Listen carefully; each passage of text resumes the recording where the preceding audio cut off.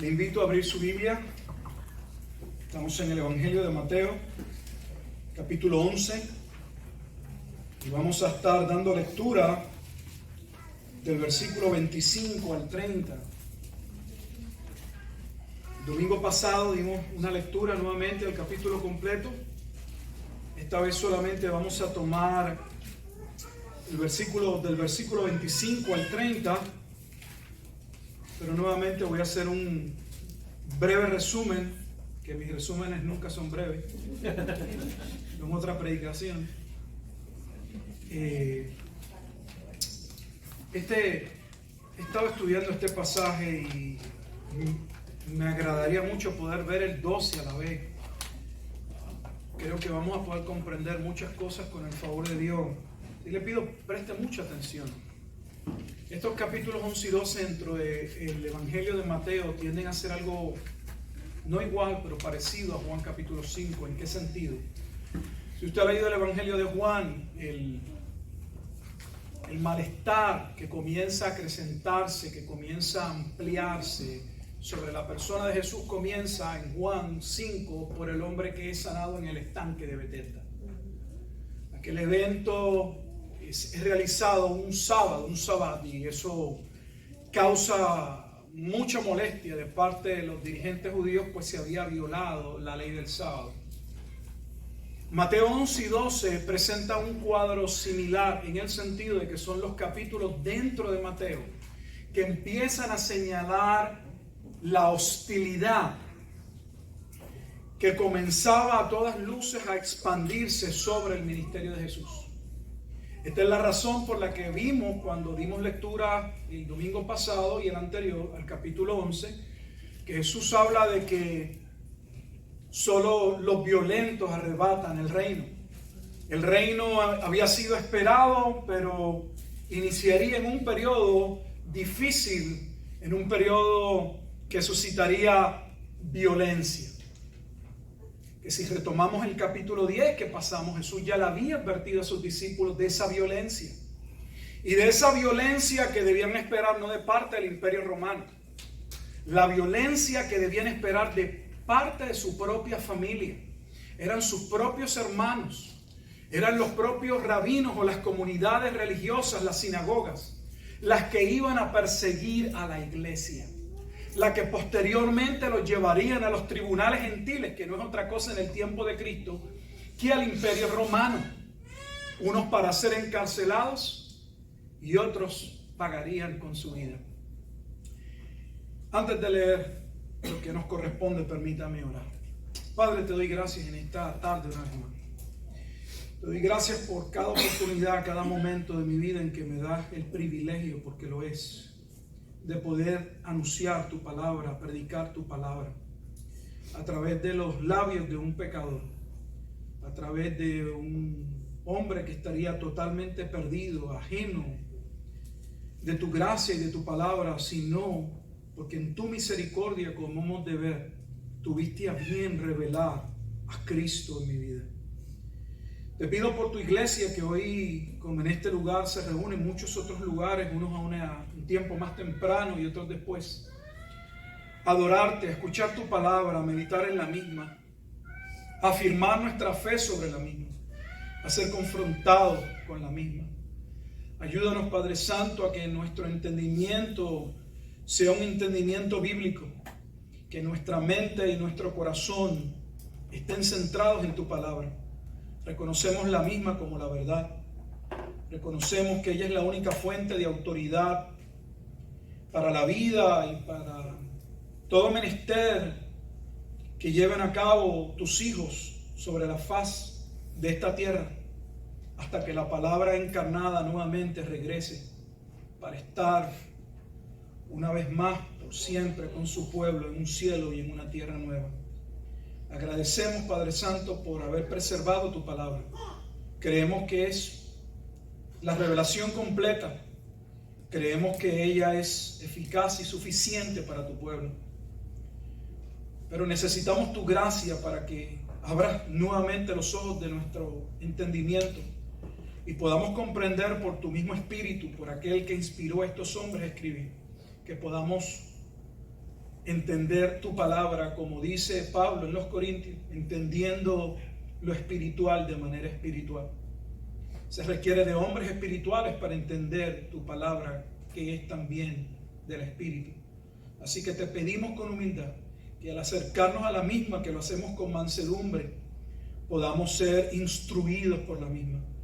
Señor, no queremos solamente leerla y contemplarla y asombrarnos tal vez. Queremos, Dios, ser transformados, como dice tu palabra, de gloria en gloria. Te damos gracias porque el que comenzó la buena obra, que fuiste tú, la habrá de completar. Te damos gracias porque creemos que tu palabra es la palabra profética más segura, por lo cual te pedimos que nuevamente alumbre nuestro corazón y nuestro entendimiento, y que no nos permita ser solo oidores. Queremos ser hacedores de tu palabra. Oramos en el nombre que es sobre todo nombre, en el nombre que hace todas estas cosas posibles. Solo existe un único nombre, el nombre de tu amado Hijo Jesucristo, nuestro único y suficiente Salvador, en quien oramos, en quien esperamos, a quien damos toda la gloria y toda la honra. Amén y amén. Leemos la palabra del Señor y nos ubicamos en el Evangelio de Mateo, en el capítulo 11, versículos 25 al 30, y lee así la palabra del Señor. En esta hora siempre oramos en el nombre y leemos la palabra en el nombre de ese único Dios, trino en tres personas, el Padre, el Hijo y su amado Espíritu Santo. Dice la Escritura: en aquel tiempo, respondiendo Jesús, dijo: Te alabo, Padre, Señor del cielo y de la tierra, porque escondiste estas cosas de los sabios y de los entendidos, y las revelaste a los niños. Sí, Padre, porque así te agradó.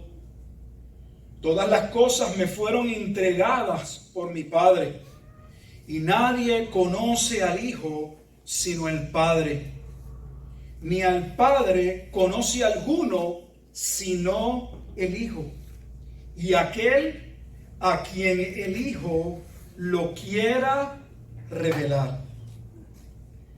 Venid a mí todos los que estáis trabajados y cargados, y yo os haré descansar.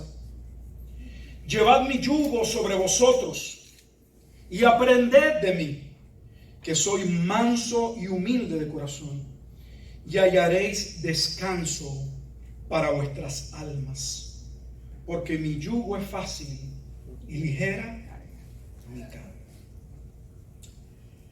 El capítulo 11 del Evangelio de Mateo podría dividirse en tres partes. Forman una integración con los capítulos 12 antes de las parábolas del reino. 11 y 12 deberían verse juntos, lo hemos dicho, puesto que presentan los sucesos, especialmente desde el punto de vista del ministerio de Jesús, de lo que aconteció una vez él separó a sus 12 discípulos, los que constituyó en apóstoles, Mateo capítulo 10, y los envió particularmente a predicar en territorio judío. En el capítulo 11, una vez Jesús finaliza las instrucciones del capítulo 10, también asevera o comienza el capítulo diciendo que Jesús comienza a predicar y enseñar el reino. Y ese capítulo comienza con la duda que hemos hablado que tiene Juan el Bautista. Una duda que le es traída por parte de dos discípulos de Juan el Bautista a oídos del propio Jesús, con relación a si debían esperar a otro. Ya hemos hablado quién era Juan el Bautista, cómo a él se le habían dado indicaciones o se le había dado conocimiento para conocer quién era el Mesías. Ya hemos hablado de que el tiempo en la cárcel particularmente no es lo que lo lleva a dudar de Jesús, sino que el programa del reino no parece ajustarse a lo estipulado en el Antiguo Testamento. Si ustedes observaron, Juan se llama a sí mismo la voz de aquel que es llamado a testificar en el desierto, y básicamente él usa a Isaías.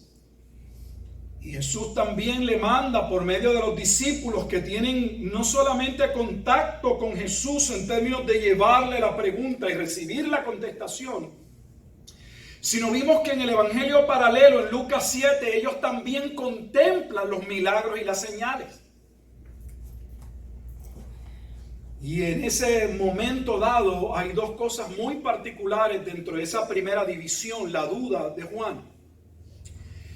Lo primero que vemos allí es que Jesús claramente está cumpliendo las señales que el Mesías habría de manifestar según Isaías, pero también vimos que aquel tiempo de juicio, aquel espíritu del Mesías que vendría a ser parte del pueblo, aquel pueblo redimido que caminaría en la ley, Juan no lo está viendo. Juan solamente está escuchando acerca de milagros que, como dijimos, pueden ser muy bien reconocidos aún por no creyentes como Nicodemo, y llevarlos a argumentar o a pensar. Estas señales no son evidenciadas por cualquier persona. Si este hombre hace estas señales, debe venir de Dios. Pero no se trata si Jesús podía ser un profeta o un hombre enviado de Dios. Es si Jesús era el Mesías prometido, tal y como Juan le había señalado. He ahí el Cordero de Dios que quita el pecado del mundo. En esa primera división hay una expresión importantísima. Más allá de que Jesús le mande a decir a través de los discípulos de Juan el Bautista que Jesús cumple con varias de las señales profetizadas en Isaías, es el hecho de lo que Jesús le señala a Juan el Bautista, que no se limita a Juan el Bautista. Y me refiero al versículo 6, donde dice: bienaventurado y bienaventurado es el que no halle tropiezo en mí. Dijimos que este versículo es muy importante porque Jesús reconoce, lo vamos a ver en el capítulo 13, que el reino o el programa del reino no se va a desarrollar como lo habían pensado los judíos. De hecho, se llaman las parábolas de los misterios del reino, y la palabra misterio implica cosas que no habían sido dadas a conocer, pero que ahora son dadas o reveladas a conocer a los que son bienaventurados. Así que no podemos esperar que Juan entendiese misterios que no han sido revelados. Y esa es la razón particular por la que Juan duda. Pero a la vez vemos que no tenemos que tener los hijos de Dios o los hijos del reino, posteriormente que lo vemos en la narración, que son más grandes que el propio Juan. Porque Juan era un profeta nacido de mujer. Pero nosotros somos la generación de los hijos del reino nacidos del Espíritu. Todo hombre nacería de mujer. Y en un sentido no hay ningún santo del Antiguo Testamento que no haya nacido de Dios. Pero particularmente dentro del nuevo pacto de ese remanente participaría de una regeneración, no meramente de un cambio del corazón para convicción de pecados y para creer en Cristo, sino que Dios mismo haría morada en ellos. ¿No sería que el Espíritu Santo les ayudaría o les iluminaría a conocer y entender lo que la Escritura hablaba particularmente de Cristo? Sino que la Escritura vendría, o la palabra de Dios vendría a ser parte de ellos, pues el Espíritu vendría y en su corazón regenerado podrían comprender cosas que otros en otro tiempo habían profetizado y habían inquirido, como fuimos a Primera de Pedro capítulo 1, pero no podían tener un cuadro tan claro como puede tenerlo la iglesia o ese remanente del último tiempo. Así que el versículo 6 es importante y lo va a ver, porque habla de una bienaventuranza. Y una bienaventuranza en Mateo o en la Escritura es una gracia, un favor concedido, no a todos. Vean lo importante. Jesús está declarando en el capítulo 11 y versículo 6 que son dichosos aquellos que se les da la gracia de conocer quién es el Mesías sin que el cuadro completo esté expuesto. Mientras otros podrían argumentar y ver que faltan piezas en el rompecabezas, o que el cuadro no parece realmente conformarse al Antiguo Testamento, los hijos del reino creerían.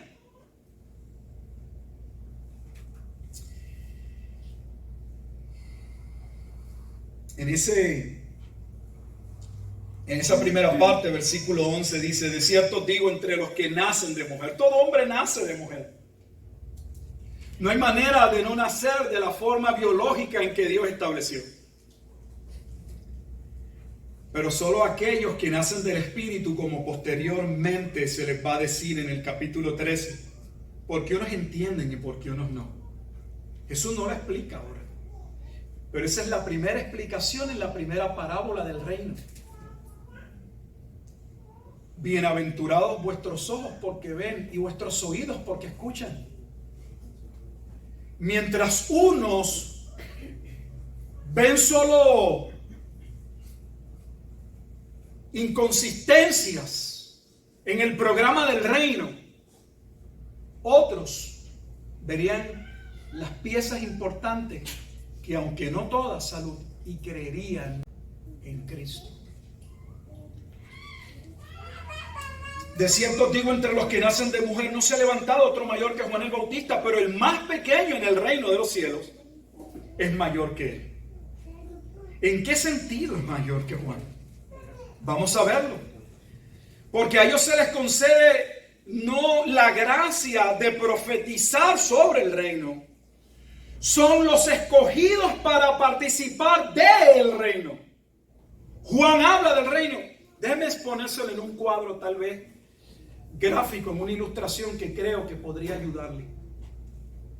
Juan en un sentido viene a hacer algo parecido a lo que acontece con Moisés y el pueblo en el desierto.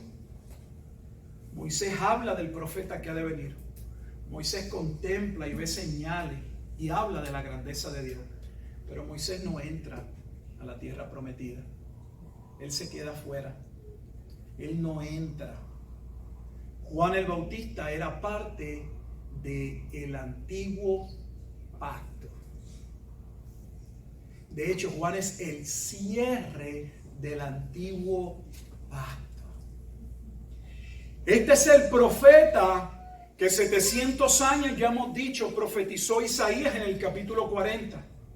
Pero es el profeta también Malaquías, capítulo 3 y 4, 400 años antes de Cristo, que profetizó que un día vendría Elías y que Elías prepararía el camino para el Señor.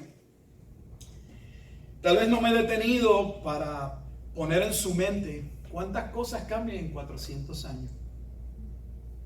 Déjeme darle un contexto sencillo dentro de la propia Escritura. Cuando uno comienza a leer el libro de los Jueces, hay una parte inmediatamente en los primeros capítulos que salta a la vista y que debe llamar la atención de cualquiera de nosotros.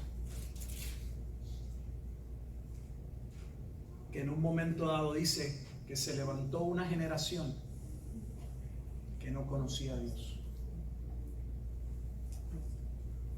Si una generación son 40 años, y en 40 años muchas cosas pueden cambiar, ¿se imagina cómo podía perturbarse?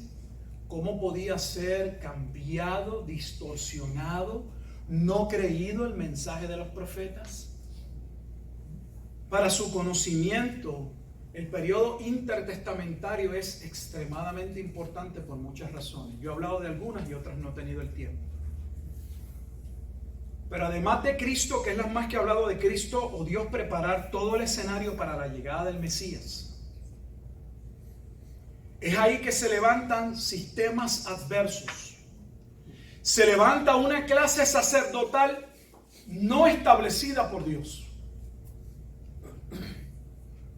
Y esa casa sacerdotal no establecida por Dios se colocan como reyes.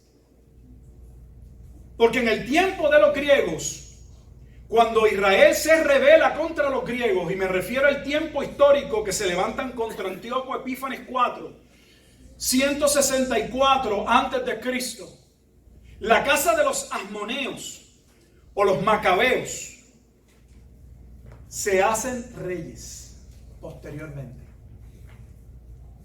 O sea que usurpan, toman para sí un poder que no les será dado.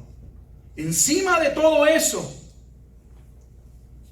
uno de esos reyes muere y queda su esposa. Y temporalmente la esposa gobierna por un tiempo porque los hijos, ninguno de los dos hijos eran pequeños. Tan pronto crecen, comienza una lucha entre dos hijos de Israel por el control nuevamente del poder, lo que lleva a los hombres a la locura, a la destrucción y aún a matarse entre hermanos.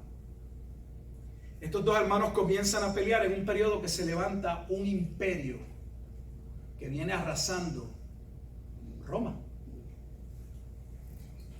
Y cada hermano por su lado, por cuenta propia, le piden a alguien que venía levantándose con gran poder, llamado Pompeyo,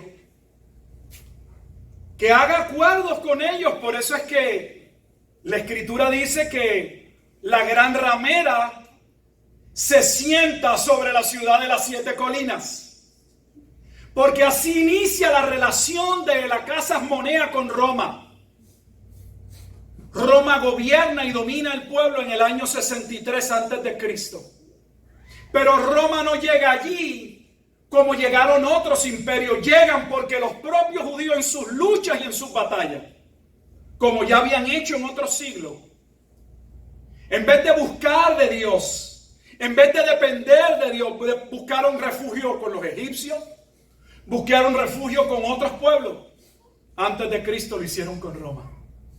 Y se dieron unos acuerdos increíbles. Por eso en el tiempo del Nuevo Testamento, si usted busca cualquier escritor no creyente, reconoce que los judíos gozaban de unos privilegios que no tenían otros pueblos dentro del Imperio Romano.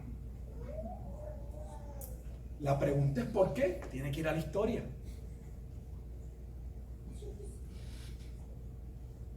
Todo estaba podrido. 400 años fueron suficientes para que se distorsionara todo. No solamente se cambiara, sino que ahí se levanta ya ese grupo que empieza a ver las cosas desde una perspectiva esotérica, mística. Y se levanta otro grupo que ya no cree en la Escritura. Llevan 400 años diciendo que viene Elías. Los judíos tienen una festividad que tienen un asiento, que las iglesias ponen el asiento y hablan del Espíritu Santo para cuando venga Dios y se siente en el culto. Pero ese asiento viene de la sinagoga y era el asiento de Elías. Los judíos lo tenían allí porque conmemoraban el tiempo en que Elías vendría a la casa de Israel. Ay, Padre. Pero Elías nunca vino, según ellos. Hubo un movimiento grande dentro del pueblo de los judíos que pensaron, estos son locuras de personas religiosas que han escrito, pero llegan diciendo y palabrería que va a pasar y no pasa. Al punto que mire dónde en el contexto que estamos, ubicándonos en Mateo 11, Jesús les está diciendo a aquella generación: ustedes están viviendo el tiempo del cumplimiento de la promesa. Y usted esperaría un pueblo que había recibido la palabra y que debía estar contento, alabando a Dios, gozoso. Jesús dice: no sé a qué compararé esta generación. Ustedes son como esa generación que a alguien les tocó para que bailaran y no bailaron. Les pusieron una canción para que se lamentaran y tampoco se lamentaron. Vino Juan, que vivía una vida apartada, tipo monasterio, y pensaron que estaba loco y hasta tenía demonio. Vino, observa el nombre o el título que Jesús vuelve a atribuirse, y es muy importante ese título, hemos dicho. ¿Vino quién? El Hijo del Hombre. Daniel 7, 13 y 14. Jesús claramente está diciendo, no solamente están viviendo, si Él es el Elías, estamos viviendo el tiempo del Elías, yo soy el Mesías.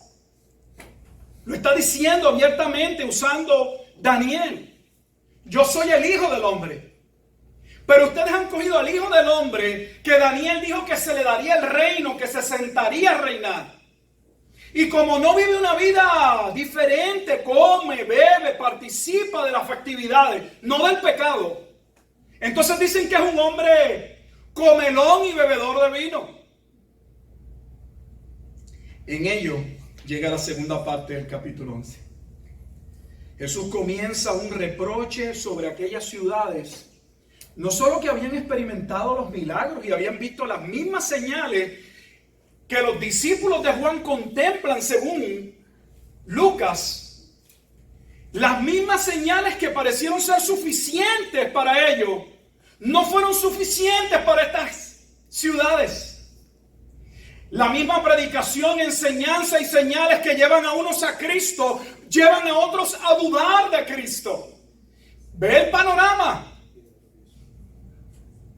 Cuando uno inicia el capítulo 11, uno debe mirar y recordar que Jesús ha enviado a sus apóstoles a predicar, pero cuando uno inicia el capítulo 11 dice, pero Jesús mismo también salió a predicar. Es importante que lo veamos. Capítulo 11, versículo 1. Cuando Jesús terminó de dar las instrucciones a los 12, se fue de allí.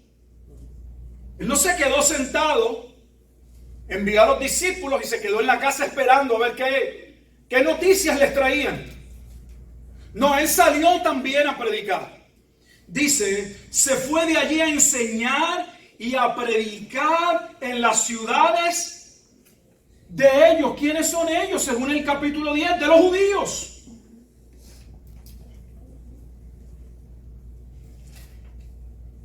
¿No le llama la atención que desde el punto de vista de Mateo, del relato que está narrando Mateo no nos habla en este momento dado particular de lo que sucedió y cómo observaron o qué entendimiento tenían los 12 sobre la predicación, sobre las señales que vieron? No llegaron dando testimonio de las casas que lo recibieron o las que no lo recibieron. Es Jesús quien ofrece el testimonio. Mateo usa la parte propia de Jesús para decir que Jesús comienza a reprochar específicamente a 3 ciudades: a Corazín, a Betsaida y a Capernaum. Una de ellas la Escritura no habla. Sin embargo, es interesante que se dice que en estas ciudades Jesús hizo muchos milagros. Por lo tanto, debemos entender, como Juan lo escribe en el capítulo 20 de su Evangelio, que aquí no está recogido, ni está explícito, no está puesto en orden cronológico, ni están todos los milagros y hazañas que Jesús hizo. Pero Jesús va a llamar la atención sobre estas ciudades que tuvieron la oportunidad de escuchar al mejor predicador, de ser enseñados por el único maestro y de ver las señales de un hombre que claramente venía de Dios. ¿Y sabe lo que sucedió? Versículo 20. Entonces comenzó a reconvenir. La palabra reconvenir significa reprochar. Jesús está expresando molestia. ¿Por qué Jesús está molesto contra estas ciudades que Él mismo salió a enseñar la palabra del reino, que Él mismo salió a predicar el mensaje del reino, que Él mismo enseñó la doctrina del reino, que Él mismo manifestó las señales del reino. ¿Por qué? El versículo lo dice. Entonces comenzó a reconvenir a las ciudades en las que había hecho muchos milagros. No, había hecho muchos de sus milagros. Quiero que preste atención. La iglesia de hoy piensa equivocadamente como en muchas cosas,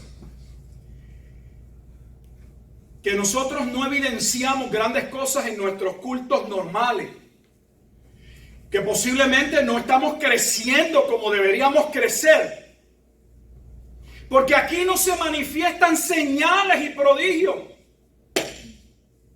El pastor parece un buen predicador y el hermano enseña bien y predica, pero no vemos manifestaciones aparentemente del Espíritu. Aparentemente no estamos viendo personas que pasan al frente y se ora por ellas y son sanadas. No estamos viendo cojos que se ora por ellos y comienzan a caminar. Y tenemos la mentalidad de que si pasaran cosas extraordinarias desde el punto de vista del ojo humano, eso acercaría a las personas a Dios. Déjeme decirle cuán equivocado usted está. Quien afirma eso con toda honestidad, yo sé que a veces tiendo a ser duro, es un ignorante. Porque claramente la Escritura está diciendo que el mejor de los predicadores y el maestro de maestros y el hombre que ha manifestado más señales en un punto de vista humano que nadie ha visto, como las de Juan 9, que aún el ciego dijo: ¿dónde tú has escuchado que un ciego de nacimiento como yo lo hagan ver? Y eso llevó a las ciudades a creer en Cristo. Y eso llevó a las personas a creer que era el Hijo del Hombre. Observe la dinámica que va presentando, porque todo esto comienza con un rechazo hasta que se acrecenta en el capítulo 12, donde los fariseos comienzan a reprochar, a criticar el ministerio de Jesús. Comienza el capítulo 12, los discípulos comiendo espigas un sábado. Y allá comienzan los criticones a decir que eso no se debe hacer, que eso estaba fuera de la ley, que cómo Jesús lo permitía, que si él no sabía que eso está fuera de la Escritura. Pero mientras Mateo claramente en el capítulo 11 y 12 presenta cómo la hostilidad comienza a acrecentarse hasta el punto de que van a querer matarlo. Ya en el 12 va a ver que lo quieren matar. Hay un grupo. Hay unos niños descritos en este capítulo que son bienaventurados, 11:6, que son los hijos del reino, que son más grandes que Juan el Bautista, que a ellos se les revela y únicamente a ellos quiere Jesús. Oye, no sé si ustedes lo pueden empezar a ver, pero yo voy gozando mientras estudiaba esto. Jesús reprocha a estas ciudades por la falta de arrepentimiento, porque no se habían arrepentido.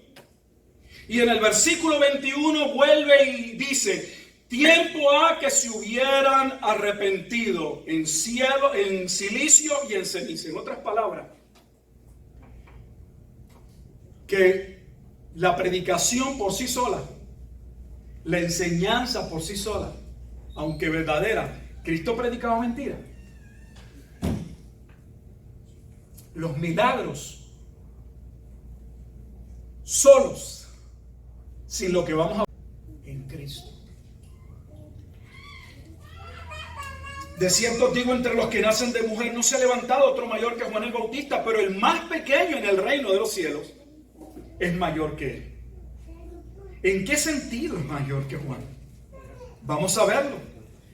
Porque a ellos se les concede no la gracia de profetizar sobre el reino. Son los escogidos para participar del reino. Juan habla del reino. Déjeme exponérselo en un cuadro, tal vez gráfico, en una ilustración que creo que podría ayudarle.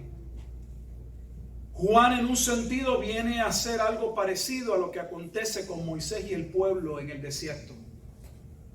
Moisés habla del profeta que ha de venir. Moisés contempla y ve señales y habla de la grandeza de Dios. Pero Moisés no entra a la tierra prometida. Él se queda afuera. Él no entra. Juan el Bautista era parte del antiguo pacto. De hecho, Juan es el cierre del antiguo pacto. Este es el profeta que 700 años, ya hemos dicho, profetizó Isaías en el capítulo 40. Pero es el profeta también Malaquías, capítulo 3 y 4, 400 años antes de Cristo, que profetizó que un día vendría Elías y que Elías prepararía el camino para el Señor. Tal vez no me he detenido para poner en su mente cuántas cosas cambian en 400 años. Déjeme darle un contexto sencillo dentro de la propia Escritura. Cuando uno comienza a leer el libro de los Jueces, hay una parte inmediatamente en los primeros capítulos que salta a la vista y que debe llamar la atención de cualquiera de nosotros. Que en un momento dado dice que se levantó una generación que no conocía a Dios. Si una generación son 40 años, y en 40 años muchas cosas pueden cambiar, ¿se imagina cómo podía perturbarse? ¿Cómo podía ser cambiado, distorsionado, no creído el mensaje de los profetas? Para su conocimiento, el periodo intertestamentario es extremadamente importante por muchas razones. Yo he hablado de algunas y otras no he tenido el tiempo. Pero además de Cristo, que es la más que ha hablado de Cristo, o Dios preparar todo el escenario para la llegada del Mesías, es ahí que se levantan sistemas adversos. Se levanta una clase sacerdotal no establecida por Dios. Y esa casa sacerdotal no establecida por Dios se colocan como reyes. Porque en el tiempo de los griegos, cuando Israel se rebela contra los griegos, y me refiero al tiempo histórico que se levantan contra Antíoco Epífanes IV, 164 antes de Cristo, la casa de los asmoneos o los macabeos se hacen reyes posteriormente. O sea que usurpan, toman para sí un poder que no les será dado. Encima de todo eso, uno de esos reyes muere y queda su esposa. Y temporalmente la esposa gobierna por un tiempo porque los hijos, ninguno de los dos hijos eran pequeños. Tan pronto crecen, comienza una lucha entre dos hijos de Israel por el control nuevamente del poder, lo que lleva a los hombres a la locura, a la destrucción y aún a matarse entre hermanos. Estos dos hermanos comienzan a pelear en un periodo que se levanta un imperio que viene arrasando Roma. Y cada hermano por su lado, por cuenta propia, le piden a alguien que venía levantándose con gran poder, llamado Pompeyo, que haga acuerdos con ellos. Por eso es que la Escritura dice que la gran ramera se sienta sobre la ciudad de las 7 colinas. Porque así inicia la relación de la casa asmonea con Roma. Roma gobierna y domina el pueblo en el año 63 antes de Cristo. Pero Roma no llega allí como llegaron otros imperios. Llegan porque los propios judíos en sus luchas y en sus batallas, como ya habían hecho en otros siglos, en vez de buscar de Dios, en vez de depender de Dios, buscaron refugio con los egipcios, buscaron refugio con otros pueblos. Antes de Cristo lo hicieron con Roma. Y se dieron unos acuerdos increíbles. Por eso en el tiempo del Nuevo Testamento Si usted busca cualquier escritor no creyente, reconoce que los judíos gozaban de unos privilegios que no tenían otros pueblos dentro del Imperio Romano. La pregunta es ¿por qué? Tiene que ir a la historia.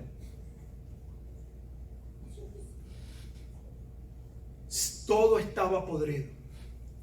400 años fueron suficientes para que se distorsionara todo. No solamente se cambiara, sino que ahí se levanta ya ese grupo que empieza a ver las cosas desde una perspectiva esotérica, mística. Y se levanta otro grupo que ya no cree en la Escritura. Llevan 400 años diciendo que viene Elías. Los judíos tienen una festividad que tienen un asiento, que las iglesias ponen el asiento y hablan del Espíritu Santo para cuando venga Dios y se siente en el culto. Pero ese asiento viene de la sinagoga y era el asiento de Elías. Los judíos lo tenían allí porque conmemoraban el tiempo en que Elías vendría a la casa de Israel. Ay, Padre. Pero Elías nunca vino, según ellos. Hubo un movimiento grande dentro del pueblo de los judíos que pensaron, estos son locuras de personas religiosas que han escrito, pero llegan diciendo y palabrería que va a pasar y no pasa. Al punto que mire dónde en el contexto que estamos, ubicándonos en Mateo 11, Jesús les está diciendo a aquella generación, ustedes están viviendo el tiempo del cumplimiento de la promesa. Y usted esperaría un pueblo que había recibido la palabra y que debía estar contento, alabando a Dios, gozoso. Jesús dice, no sé a qué compararé esta generación. Ustedes son como esa generación que a alguien les tocó para que bailaran y no bailaron. Les pusieron una canción para que se lamentaran y tampoco se lamentaron. Vino Juan, que vivía una vida apartada, tipo monasterio, y pensaron que estaba loco y hasta tenía demonio. Vino, observa el nombre o el título que Jesús vuelve a atribuirse, y es muy importante ese título, hemos dicho. ¿Vino quién? El Hijo del Hombre. Daniel 7, 13 y 14. Jesús claramente está diciendo, no solamente están viviendo, si Él es el Elías, estamos viviendo el tiempo del Elías, yo soy el Mesías.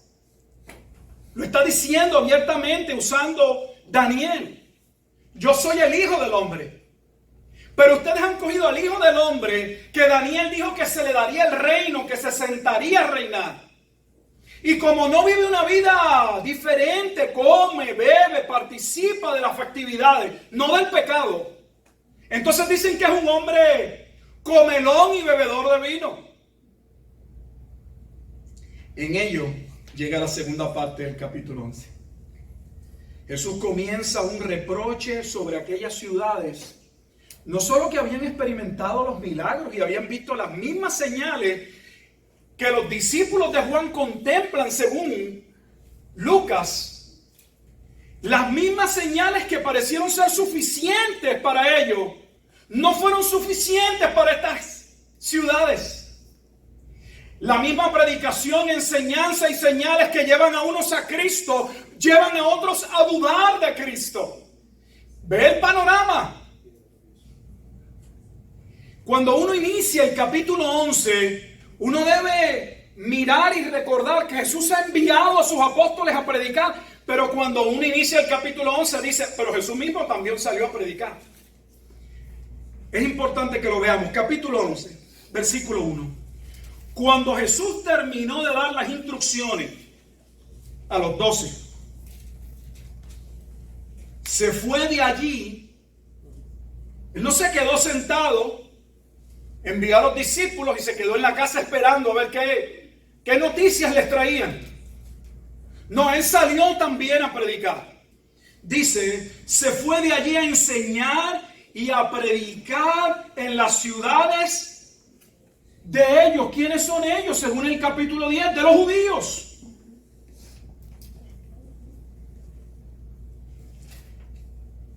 ¿No le llama la atención que desde el punto de vista de Mateo, del relato que está narrando Mateo, Mateo no nos habla en este momento dado particular de lo que sucedió y cómo observaron o qué entendimiento tenían los 12 sobre la predicación, sobre las señales que vieron? No llegaron dando testimonio de las casas que lo recibieron o las que no lo recibieron. Es Jesús quien ofrece el testimonio. Mateo usa la parte propia de Jesús para decir que Jesús comienza a reprochar específicamente a 3 ciudades: a Corazín, a Betsaida y a Capernaum. Una de ellas la Escritura no habla. Sin embargo, es interesante que se dice que en estas ciudades Jesús hizo muchos milagros. Por lo tanto, debemos entender, como Juan lo escribe en el capítulo 20 de su Evangelio, que aquí no está recogido, ni está explícito, no está puesto en orden cronológico, ni están todos los milagros y hazañas que Jesús hizo. Pero Jesús va a llamar la atención sobre estas ciudades que tuvieron la oportunidad de escuchar al mejor predicador, de ser enseñados por el único maestro y de ver las señales de un hombre que claramente venía de Dios. ¿Y sabe lo que sucedió? Versículo 20. Entonces comenzó a reconvenir. La palabra reconvenir significa reprochar. Jesús está expresando molestia. ¿Por qué Jesús está molesto contra estas ciudades que Él mismo salió a enseñar la palabra del reino? Que Él mismo salió a predicar el mensaje del reino. Que Él mismo enseñó la doctrina del reino. Que Él mismo manifestó las señales del reino. ¿Por qué? El versículo lo dice. Entonces comenzó a reconvenir a las ciudades en las que había hecho muchos milagros. No, había hecho muchos de sus milagros. Quiero que preste atención. La iglesia de hoy piensa, equivocadamente como en muchas cosas, que nosotros no evidenciamos grandes cosas en nuestros cultos normales, que posiblemente no estamos creciendo como deberíamos crecer, porque aquí no se manifiestan señales y prodigios. El pastor parece un buen predicador y el hermano enseña bien y predica, pero no vemos manifestaciones aparentemente del Espíritu. Aparentemente no estamos viendo personas que pasan al frente y se ora por ellas y son sanadas. No estamos viendo cojos que se ora por ellos y comienzan a caminar. Y tenemos la mentalidad de que si pasaran cosas extraordinarias desde el punto de vista del ojo humano, eso acercaría a las personas a Dios. Déjeme decirle cuán equivocado usted está. Quien afirma eso con toda honestidad, yo sé que a veces tiendo a ser duro, es un ignorante. Porque claramente la Escritura está diciendo que el mejor de los predicadores y el maestro de maestros y el hombre que ha manifestado más señales en un punto de vista humano que nadie ha visto, como las de Juan 9, que aún el ciego dijo, ¿dónde tú has escuchado que un ciego de nacimiento como yo lo hagan ver? Y eso llevó a las ciudades a creer en Cristo. Y eso llevó a las personas a creer que era el Hijo del Hombre. Observe la dinámica que va presentando, porque todo esto comienza con un rechazo hasta que se acrecenta en el capítulo 12, donde los fariseos comienzan a reprochar, a criticar el ministerio de Jesús. Comienza el capítulo 12, los discípulos comiendo espigas un sábado. Y allá comienzan los criticones a decir que eso no se debe hacer, que eso estaba fuera de la ley, que cómo Jesús lo permitía, que si él no sabía que eso está fuera de la Escritura. Pero mientras Mateo claramente en el capítulo 11 y 12 presenta cómo la hostilidad comienza a acrecentarse hasta el punto de que van a querer matarlo. Ya en el 12 va a ver que lo quieren matar. Hay un grupo, hay unos niños descritos en este capítulo que son bienaventurados, 11:6, que son los hijos del reino, que son más grandes que Juan el Bautista, que a ellos se les revela y únicamente a ellos quién es Jesús. Oye, yo no sé si ustedes lo pueden empezar a ver, pero yo voy gozando mientras estudiaba esto. Jesús reprocha a estas ciudades por la falta de arrepentimiento, porque no se habían arrepentido. Y en el versículo 21 vuelve y dice: tiempo ha que se hubieran arrepentido en cielo, en silicio y en ceniza. En otras palabras, que la predicación por sí sola, la enseñanza por sí sola, aunque verdadera, Cristo predicaba mentira. Los milagros solos, sin lo que vamos a ver, es entender. ¿Cómo se han de entender espiritualmente? Pero ¿cómo dice que está el hombre natural? O sea, el hombre que no ha nacido de nuevo, no espere que entienda la Escritura. Sus hijos no entienden la Escritura si no han nacido de nuevo. Usted les puede enseñar la Escritura y usted está llamado a testificarles. Pero si usted se cree que porque usted le enseña, ellos son cristianos y son discípulos, usted está equivocado. Nadie es discípulo hasta que no nazca de nuevo. No nos engañemos. La salvación viene de Dios. Dios tiene que operar en el corazón. Vuelva conmigo al capítulo 13 y vamos ya a ir finalizando porque podemos seguir el próximo domingo. Versículo 16, capítulo 13.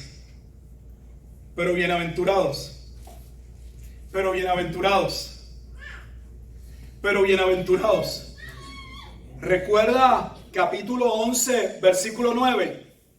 Y bienaventurados, y bienaventurados. Y bienaventurado el que no haya tropiezo en mí. Y bienaventurados, dichosos. ¿Quiénes son dichosos? Jesús le dice a sus discípulos: ustedes, porque vuestros ojos ven y vuestros oídos pueden oír. Pero bienaventurados vuestros ojos porque ven y vuestros oídos porque oyen. Observe lo que Jesús dijo sobre los profetas y los hijos del reino. Porque de cierto os digo, en verdad os digo, que muchos profetas y justos, incluyendo ¿a quién? A Juan, ahora lo explica. Desearon ver lo que veis, lo que vio Corazín, lo que vio Betsaida, lo que escuchó Capernaum. Y no lo vieron.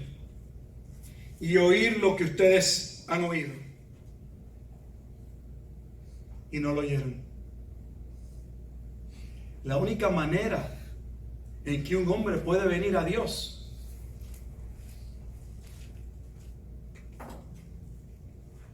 usted puede decir que usted está perdido en una autopista. Y usted decir, bueno, pues una persona que está perdida, que no sé, perdió su ruta, no se olvidó, no tomó, pues puede tomar decisiones de cómo corregir su ruta, mirar en un mapa, volver a ver si puso la dirección completa en nuestro tiempo en el GPS y reubicarse, y si hay que virar, tomar una salida, hacerlo. Espiritualmente no es posible. El ser humano está totalmente desubicado, perdido y extraviado. Y él no puede llegar a Dios. Jesús está diciendo, está alabando a Dios, porque si no hubiese sido por la misericordia y la gracia del Padre y el Señor del cielo y de la tierra, nadie se hubiese salvado. Porque el mensaje que Él está predicando, Jesús mismo reconoce que ni los sabios ni los entendidos jamás hubiesen podido comprenderlo. Por lo tanto, está diciendo que el intelecto no nos lleva a Cristo. Pero compara a los sabios, los entendidos, con alguien que no podían ser comparados, con niños. Y dice que niños, que la palabra que usa en griego para niños son aquellos básicamente que acaban de nacer. Y sí, acaban de nacer, pero no como Juan, nacidos de mujer. Son nacidos del Espíritu. Posteriormente se aclara. A esos y solo a esos Dios les revelaría ¿quién? A Dios mismo. Solo Dios puede darse a conocer. Mire cómo lo dice y termino. Pero necesitamos ir al capítulo 11 nuevamente, porque quiero que lo veamos en las palabras de Jesús. Y con esto concluimos por hoy. Versículo 27, preste atención. Solo me voy a quedar en el 27, no voy a poder cubrir el resto, pero el 27. Todas las cosas son ¿qué? Todas. No alguna, no todas menos uno, todas. Todas las cosas me fueron entregadas por el que acabo de alabar, mi Padre, el Señor del cielo y de la tierra. Oiga con atención lo que Jesús dice. Y nadie conoce al Hijo. Predicar del reino era predicar ¿de qué? De la llegada del Mesías, del Hijo del Hombre, que es el Hijo de Dios. Es lo que Mateo posteriormente recoge en la declaración de Pedro. Tú eres el Cristo, el Mesías, el Hijo del Dios viviente. Una de las dos cosas. Una es tú eres el Mesías, pero el Mesías es el Hijo de Dios. Ellos pensaban que el Mesías era un descendiente meramente de la casa de David. Pero jamás pensaron que el Mesías sería Dios mismo. Vaya viendo. Jesús dice, yo soy el Hijo del Hombre. Se acaba de decir que Él es el Mesías, que rechazan.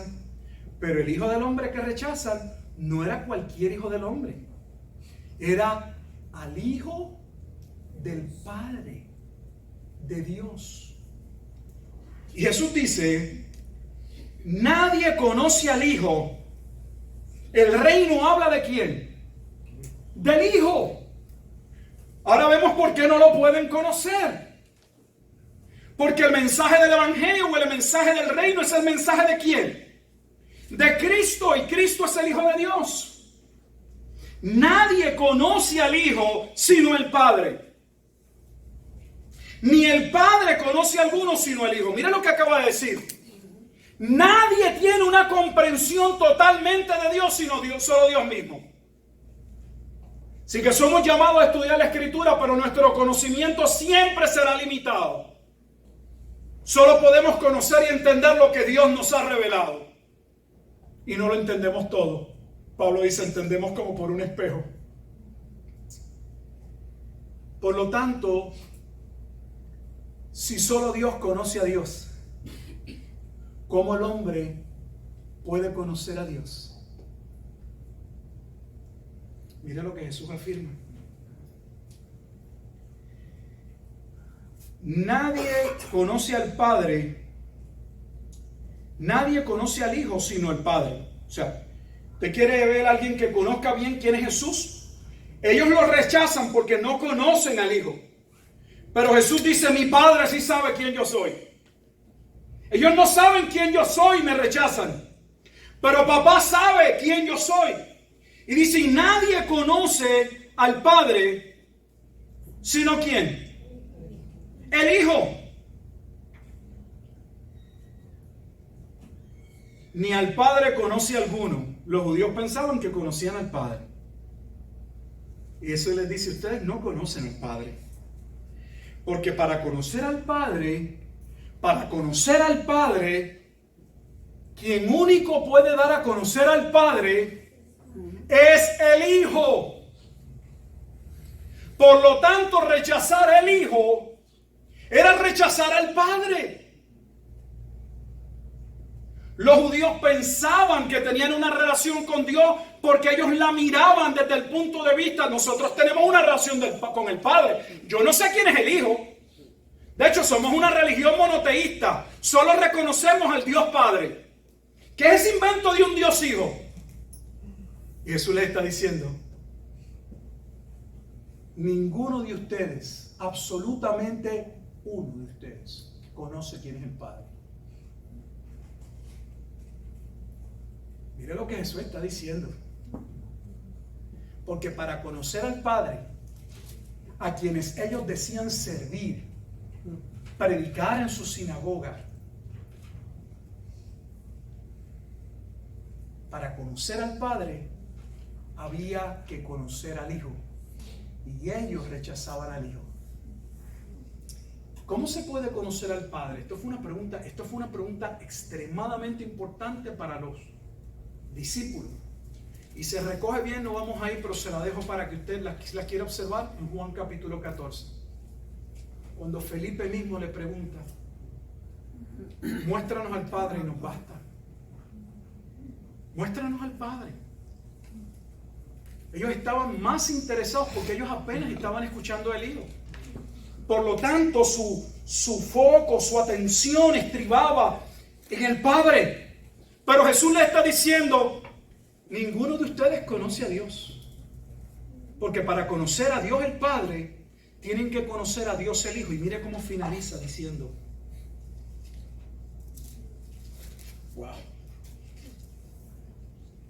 Dice, y aquel a quien el Hijo lo quiera, y solo aquellos a quien el Hijo lo quiera, a quien el Hijo lo quiera revelar. Si el Hijo no quiso revelárselo a alguien, ¿pueden ellos, según Mateo capítulo 11, versículo 27, tener una relación con Dios el Padre?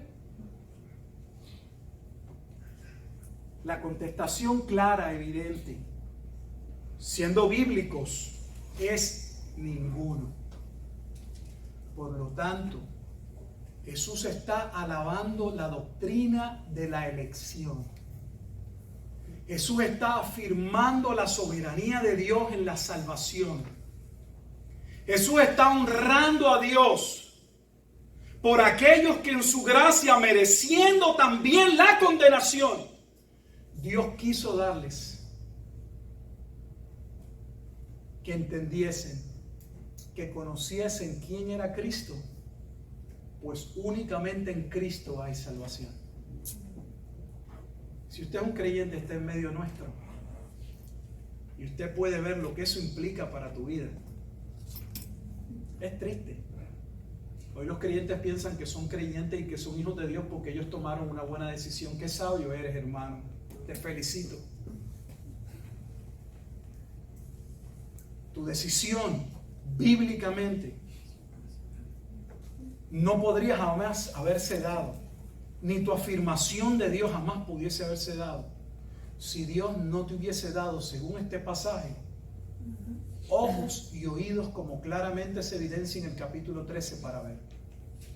Por lo tanto, esa afirmación, esa convicción de nosotros hacia la persona de Jesús es precedida siempre y es única y exclusivamente obra de Dios.